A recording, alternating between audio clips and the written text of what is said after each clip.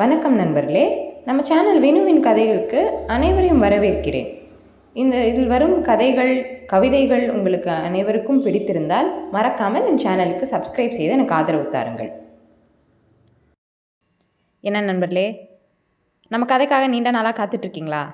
இதோ உங்களுக்காகவே. நம்ம இதய திருடன் பகுதி 16 கதைக்குள்ள செல்வோமா? வாங்க சுந்தர், உட்காருங்க என்றவன் அவருக்கு எதிரில் இருந்த சோபாவில் அமர்ந்தான். அவனுக்கு எதிர்ப்புறம் தயக்கத்தோடு அமர்ந்தவர், சொல்லுங்க தம்பி, என்ன விஷயம் என்றவருக்கு அவனை நேர்கொண்டு பார்க்க முடியவில்லை. கூர்வாளாக அவரை துளைத்தது அவன் விழிகள். நீங்க தான் சொல்லணும், என்ன நடக்குது உங்கள் முதலாளி மிஸ்டர் ஆஸ்கரை சுற்றி என்றான். ஏதோ அவசர வேலையாக ஸ்பெயின் போயிருக்கார். எனக்கு வேற எதுவும் தெரியாது தம்பி. அவர் முதலாளி, நான் அவர்கிட்ட வேலை செய்கிறேன். என்கிட்ட எல்லா விஷயத்தையும் சொல்வாரா என்றவரை பார்த்து மெல்லச் சிரித்தான். அடுத்த நொடி அவரின் அலைபேசி அடித்தது. எடுத்து பார்க்க ஏதோ புதிய எண். பேசுங்க என்றான் சேனா. அழைப்பை அவர் ஏற்றதும் அவர் மனைவியின் குரல் கேட்டது அந்த பக்கம். என்னங்க, ஏதோ ஆபீஸ் பணத்தை கையாடல் பண்ணிட்டீங்கன்னு போலீஸ் வந்து நிற்கிது வீட்டில். எடுத்த பணத்தை எங்கே வச்சிருக்கீங்கன்னு கேட்குறாங்க. என்னங்க இதெல்லாம் என்றார் அவர். அவன் விழிகள் அவரையே துளைத்து கொண்டிருந்தது. அவருடைய மனைவியின் கையிலிருந்து ஃபோனை வாங்கிய சக்தி, என்ன பிஏ சார், கேட்குற கேள்விக்கு டான்னு உண்மையை மட்டும் சொன்னால் வந்த மாதிரியே நாங்கள் கிளம்பி போயிடுவோம். இல்லைனா உங்கள் வீட்டில் இருந்து பணத்தையும் எடுத்துக்கிட்டு உங்களையும் கூட்டிகிட்டு தான் போவோம். எப்படி வசதி என்க. கைகள் நடுங்க சேனாவை பார்த்தவர், சொல்லிடுறேன், என்ன கேட்டாலும் சொல்கிறேன், ப்ளீஸ் அவங்கள போக சொல்லுங்க என்க. எல்லா கேள்விக்கும் பதிலை சொல்லிட்டீங்கன்னா நீங்களும் போகலாம், அவங்களும் போயிடுவாங்க என்றான். அலைபேசியை அனைத்து பாக்கெட்டில் வைத்தவருக்கு இவனுக்கு எப்படி போலீஸ் உதவி செய்கிறது என்ற எண்ணமே. நல்லா உட்காருங்க சுந்தர், கொஞ்சம் நேரம் ஆகலாம் என்றவன் நன்றாக சாய்ந்த வந்தவன், ஆஸ்கர் எதுக்காக இப்போ ஸ்பெயின் போயிருக்காரு என்க. அங்கே கொஞ்சம் பிரச்சனை, அதுக்காக தான் போயிருக்கார் என்றார் சுந்தர் பட்டும் படாமலும். அவர் முன்னில் சில காகிதங்களை எடுத்து போட்டான் சேனா. உங்கள் முதலாளியோட ஃபோன் பில் ஸ்பெயினில் இருக்கிற இந்த நம்பருக்கு தினமும் பேசுகிறாரு. இன்னைக்கு நேற்று இல்லை, ரொம்ப வருஷமாக. யார் அது? எவ்வளோ முக்கியமானவங்க யார் இருக்காங்க அவருக்கு? எதுக்காக மயூரியை ஸ்பெயினில் இருக்கிற யாரோ ஒருத்தனுக்கு கல்யாணம் செஞ்சு கொடுத்துட்டு இவரும் அங்கேயே போய் செட்டில் ஆகணும்னு நினச்சார் என்றவன் அவரை ஆழ்ந்து பார்க்க சுந்தரின் முகம் வெளுத்தது. இதெல்லாம் இவன் எப்படி கெடுத்தான்? நான் எப்படி சொல்வது? முதலாளிக்கு தெரிஞ்சா என்ன ஆகும் என்ற பயமும் அப்பட்டமாக தெரிந்தது அவர் போது. நானே எடுத்து கொடுக்கவா என்றவன், மிராண்டா என்றான். சுந்தர் அதிர்ச்சியாக அவனை நிமிர்ந்து பார்க்க, மிராண்டா உயிரோடு இருக்காங்க சரியா? அதுவும் அவங்க ஸ்பெயினில் இருக்காங்க, அப்படித்தானே என்க. தம்பி, அது இங்கே பாருங்க, எனக்கு நேரம் இல்லை. இப்போ சொல்கிறீங்களா இல்லை கிளம்புறீங்களா என்றவனை பார்த்தவர், சொல்கிறேன், எல்லாத்தையும் சொல்லிடுறேன் என்றவர் தனக்கு தெரிந்த ரகசியத்தின் முடிச்சுகளை அவிழ்த்தார். பொண்ணு காணாமல் போன அப்புறம் சார் ரொம்ப உடஞ்சி போயிட்டார். மிராண்டாவை தேடி அவ்வளோ கஷ்டப்பட்டோம், கிடைக்கல. கடைசியாக உங்கள் அப்பா அம்மா மூலமாக அவங்க குருவினை பள்ளியில் இருக்கிறது தெரிஞ்சு அங்கே போய் கூட்டிகிட்டு வந்தாங்க. இங்கே ட்ரீட்மெண்ட் நடந்துட்டு இருக்கும்போதே மிராண்டாவுக்கு கொஞ்சம் கொஞ்சமாக ஞாபகம் வந்துடுச்சு. ஆனால் வெளியில் சொல்லலை. முக்கியமாக மயூரியை பார்க்கவோ அவளை பொண்ணை ஏற்றுக்கவோ மிராண்டா தயாராக இல்லை. இங்கே இருக்கிற பிரக்கிடையிலன்னு ஒரே பிரச்சனை. அதனால தான் லண்டன் கொண்டு போனாங்க. அங்கே ஜஸ்டின் வீட்டில் கொஞ்சம் மாதம் தங்கியிருந்தாங்க. முழுசாக ஞாபகம் வந்ததும் எல்லா உண்மையும் மிராண்டா சொல்லிடுச்சு. ஜஸ்டினோட அம்மா அப்பா மகனை ரொம்ப திட்டியிருக்காங்க. அவளுக்கு பிடிக்கலனா விட்டுட்டு வந்திருக்க வேண்டியது தானே, வேற பொண்ணா இல்லை, எதுக்காக இப்படி பண்ணன்னு. அதோட மிராண்டா செஞ்ச தப்பையும் சொல்லியிருக்காங்க. 2 பேர்கிட்டையும் சம்மதம் கேட்டு தானே கல்யாணம் முடிவு பண்ணோம். அப்படியே இடையில பிடிக்காம போனாலும் அதை அப்போவே ஜஸ்டின் கிட்ட சொல்லியிருக்கணும். அவன் மனசில் ஆசையை வளர்த்துட்டு உன் இஷ்டத்துக்கு நீ ஊர் சுற்றுவியான்னு திட்டியிருக்காங்க. சாருக்கு ரொம்ப அவமானமாக போச்சு. பொண்ணு பண்ண வேலை இல்லை, அவரால் பெருசாக ஒன்றும் செய்ய முடியலை. ஆனாலும் மகளுக்கு நடந்தது அநியாயம் தானே, அதை சொல்லி ஜஸ்டினை அடிச்சிட்டார். அப்படி இப்படின்னு ரொம்ப பெரிய பிரச்சனை. ஜஸ்டினோட அப்பா அம்மா ரொம்ப வருத்தப்பட்டாங்க. ஏதோ நடந்துடுச்சு, இவங்களுக்கு தானே கல்யாணம் பேசி வச்சுருந்தாங்க, அதனால் எல்லாத்தையும் மறந்துட்டு ஒன்றா வாழ சொல்லியிருக்காங்க. அதோட மயூரியும் அவங்க பொண்ணு தானே, அவளையும் அங்கேயே அவங்களோட வச்சுக்கலாமே. இப்படி எல்லாத்தையும் எடுத்து சொல்லியும் மிராண்டா ஒத்துக்கலை. ஜஸ்டின் கூட வாழ முடியாதுன்னு தீர்மானமாக சொல்லிடுச்சு. ஜஸ்டினும் மன்னிப்பு கேட்டு பேசி பார்த்தும் ஒத்துக்கலை. அதுக்கு மேலே ஜஸ்டின் வீட்டில் தங்காமல் வெளியில் தங்கிக்கிட்டாங்க. எந்த முடிவும் எடுக்காமல் சார் திரும்பி வந்துட்டார். இந்தியாவுக்கும் வரமாட்டேன், ஜஸ்டின் கூடவும் வாழ மாட்டேன்னு மிராண்டாவும் பிடிவாதமாக இருக்கவும் என்ன பண்ணன்னு தெரியல அவங்களுக்கும். ஆஸ்கர் சார் மிராண்டா கிட்ட முடிவாக சொல்லிட்டார், ஒன்று ஊருக்கு வந்து மயூரியை பார்த்துக்கிட்டு இங்கேயே இரு, இல்லையா கல்யாணம் பண்ணிக்கோன்னு. அப்படி அவர் சொல்லிட்டு வந்து 8 மாதத்துக்கு அப்புறம் தான் மிராண்டா வேற கல்யாணம் செஞ்சுக்க ஒத்துக்குச்சு. அவங்க அம்மா அங்கேயே இருந்தாங்களே, பேசி பேசி பொண்ணு மனசை கரைச்சிட்டாங்க. அவங்களுக்கும் மயூரி ஏற்றுக்க விருப்பம் இல்லை. கட்டாயத்தில் வந்த பிள்ளை வேண்டான்னு முடிவாக நின்னாங்க. ஸ்பெயினில் இருந்த நண்பர் ஒருத்தர் மூலமாக வந்த வரந்தான் ஜேம்ஸ். ஏற்கனவே கல்யாணம் ஆகி 6 வயசில் ஒரு பெண் குழந்தையும் இருந்தது. மனைவி பிரிஞ்சு போயிட்டா. ஜேம்ஸ் மிராண்டா கல்யாணம் நடந்தது. இங்கே யாருக்கும் இது எதுவும் தெரிய வேண்டாம், மயூரிக்கும் தன்னை பற்றி எதுவும் தெரியக்கூடாதுன்னு மிராண்டா சொல்லிடுச்சு. புது வாழ்க்கையை ஆரம்பிக்கிறேன், பழசு எதுவும் எனக்கு வேண்டாம். அந்த மிராண்டா செத்து போயிட்டா, அப்படியே அங்கே எல்லாருக்கும் சொல்லிடுங்கன்னு சொல்லிடுச்சு. அதனால தான் அப்படி ஒரு பொய்யை சொல்லி எல்லாரையும் நம்ப வச்சாங்க. இப்போ ஜேம்ஸ் மிராண்டாவுக்கு 7 வயசில் ஒரு பையனும் இருக்கான் என்றார் அவர். எதிரில் அமர்ந்திருந்தவனின் மனநிலை என்ன என்று தெரியவில்லை. கைவிரல்களை பிரிப்பதும் கோர்ப்பதுமாக இருந்தான். முகம் இறுங்கி கிடந்தது.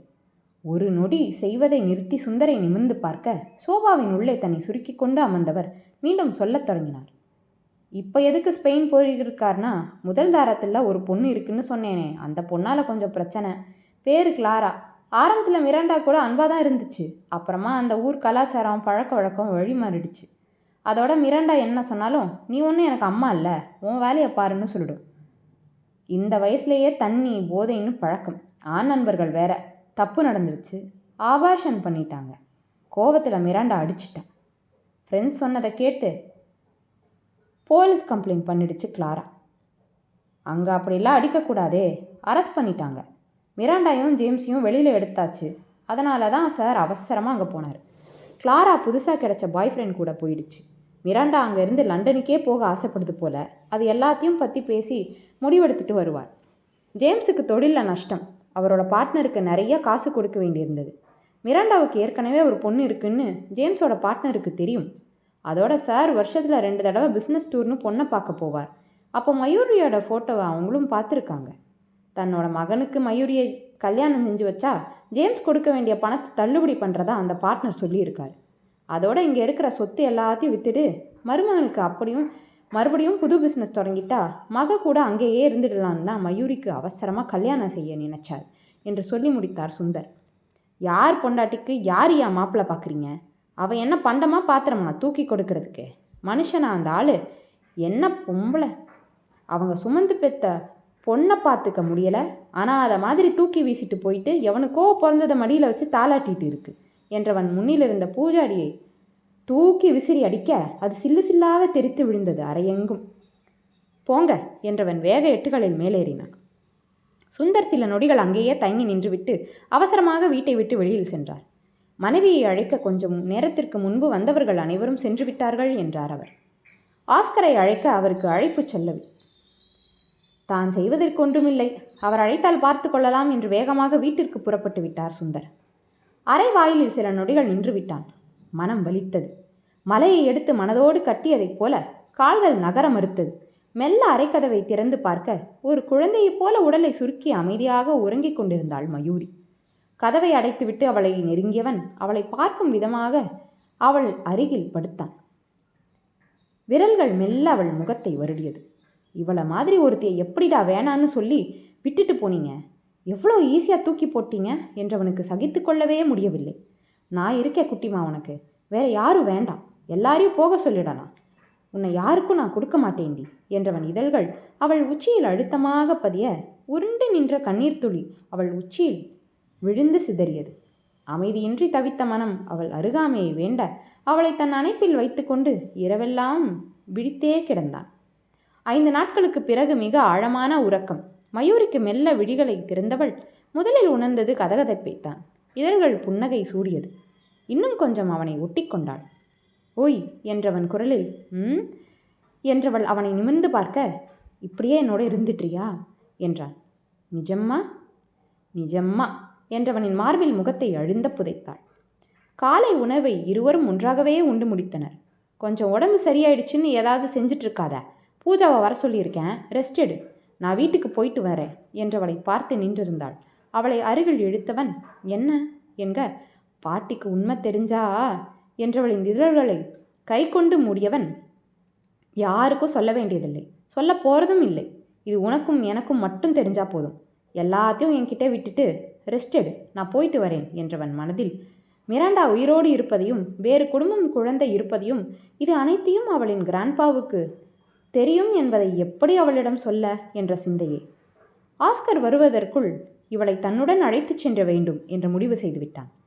சரியாக பூஜாவின் காரும் வாசலில் வந்து நின்றது. இன்னைக்கு மயூரி கூடவே இரு, நான் வர கொஞ்சம் லேட் ஆகலாம், பார்த்துக்கோ என்றவன் அவனுடைய வீட்டிற்கு புறப்பட்டான். போகும் வழியிலேயே தந்தைக்கு அழைத்து முக்கியமாக பேச வேண்டும் என்று வீட்டுக்கு வர சொல்லியிருந்தான். என்னவோ என்ற பதட்டத்தில் அவர் தம்பியுடன் வீட்டிற்கு வந்து கொண்டிருந்தார். வீட்டிற்குள் நுழைந்தவன் யாரையும் கவனிக்காமல் தன்னுடைய அறைக்குள் நுழைந்து கொண்டான். கந்தசாமியும் செந்திலும் உள்ளே வர, ஐயா என்ன இந்த நேரம் வந்திருக்கீங்க? 2 பேரும் ராசாவும் வந்துட்டு ஒன்றுமே பேசாமல் உள்ளே போயிடுச்சு என்றார் கோசலை. தெரியலம்மா, தம்பி தான் வர சொன்னுச்சு என்றார் கந்தசாமி. அனைவரும் அவனுக்காக காத்திருக்க குளித்து வந்தவன், வாங்க சித்தப்பா என்றான் செந்திலை பார்த்து. மா ஒரு டீ என்று விட்டு அவர்களுக்கு எதிரில் சோபாவில் அமர்ந்து கொண்டான். அவனே பேசட்டும் என்று அனைவரும் அமைதியாக காத்திருக்க பவுனு அனைவருக்குமே தேநீர் கொண்டு வந்து கொடுத்துவிட்டு மாமியாருடன் அமர்ந்து கொண்டார். மெல்ல டீயை குடித்து முடித்தவன் ஆழ மூச்செடுத்து அனைவரையும் ஒரு முறை பார்த்துவிட்டு, கல்யாணம் பண்ணிக்கலான்னு இருக்கேன் என்க. கோசலை ஏதோ சொல்ல வந்தார். அவரை தடுத்தவன், அப்பத்தா, மயூரியை தவிர வேற யாரையும் என்னால் ஏற்றுக்க முடியாது. அவள் என் கூட தான் இருப்பா, இருந்து ஆகணும், அதுவும் எவ்வளோ சீக்கிரம் முடியுமோ அவ்வளோ சீக்கிரம் என்றான் அழுத்தமாக பிடிவாதமாக. மகன்கள் இருவரும் கோசலையை பார்த்து ஒன்றும் சொல்லாதீர்கள் என்றார்கள் கண்ணசைவில். எங்களுக்கு சம்மதம்பா, முறையாடி போய் பொண்ணு கேட்போம் என்றார் கந்தசாமி. இல்லை வேண்டாம், அவளோட கிராண்ட்பா வர்றதுக்குள்ளே இந்த கல்யாணம் நடக்கணும், பக்கத்திலேயே எந்த நாள் நல்லா இருக்கோ அன்னைக்கே என்றவனை அனைவரும் அதிர்ச்சியோடு பார்த்தனர். ஐயா, என் பேரன் கல்யாணம் எம்புட்டு ஆசை இருக்கு, இப்படி எடுத்தோம் கவுத்தோம்னு எப்படி செய்ய? சாதி சனம் எல்லாத்துக்கும் சொல்லி சடங்கெல்லாம் செஞ்சு பெருசாக செய்யணும் ஐயா. அதோட துரை ஐயாவுக்கு தெரியாமல் எப்படி அவர் வீட்டில் பொண்ணை நாம கூட்டி வர்றது என்றார் கோசலை. அதுக்கெல்லாம் நேரம் இல்லை, மிஞ்சி போனால் 1 வாரம், இல்லைன்னா ரெஜிஸ்டர் மேரேஜ் பண்ணிக்கலாம் என்றவனிடம் இதுவரை அவர்கள் கண்டிராத இறுக்கமும் கோபமும். சரிப்பா, நாங்கள் பார்த்துக்கிறோம், நீ கொஞ்சம் அமைதியாகு என்ற செந்தில், அம்மா நல்ல நாள் பாருங்க என்றார். அவர் அனைவரின் முகத்தையும் மாறி மாறி பார்த்து நின்றார். பாருங்க அத்தை என்று பவுனும் சொல்ல காலண்டரை எடுத்தவர் அடுத்த வெள்ளி நல்ல முகூர்த்த நாள் என்றார். அவரை பார்த்து இடையில் வெறும் 9 நாட்கள். அப்பா, கெண்டக்குடி கோயிலில் கல்யாணம் வச்சுக்கலாம், சொந்தக்காரங்களை கூப்பிட்றத மட்டும் நீங்கள் பாருங்கள், மற்றதை நான் பார்த்துக்கிறேன் என்றவன் அதே வேகத்தில் வெளியிலும் கிளம்பிவிட்டான். கோசலைக்கு மனதே கேட்கவில்லை. ஜாதகம் பார்க்காம எப்படி என்று அவர் தயங்கி நிற்க, இவ்வளோ பிடிவாதமாக சொல்லும்போதே தெரியலையாமா, உங்கள் திருப்திக்கு வேணா மலைக்கோவில் மாரியம்மனுக்கு ஒரு வேண்டுதல் வச்சுக்கலாம். நம்ம பிள்ளைங்கம்மா, மனசு நிறைஞ்சு நம்ம ஆசீர்வாதம் செஞ்சால் போதும், நல்லா இருப்பாங்க என்றார் செந்தில். உங்கள் பேரன் இருக்கிற வேகத்துக்கு நீங்கள் இப்படி பிடிவாதம் பிடிச்சா தாலி கட்டாமல் கூட கூட்டிகிட்டு வந்துடுவார் போல. தம்பி சொன்ன மாதிரி அவங்க நல்லா இருப்பாங்க, நீங்கள் முழு மனசோட பிள்ளைகளை வாழ்த்துங்க என்றார் கந்தசாமியும். அதுக்கு மேல் கோசலையை யோசிக்கவில்லை. அன்றே மலைக்கோவிலுக்கு மருமகளுடன் சென்று விட்டார் வேண்டுதலுடன்.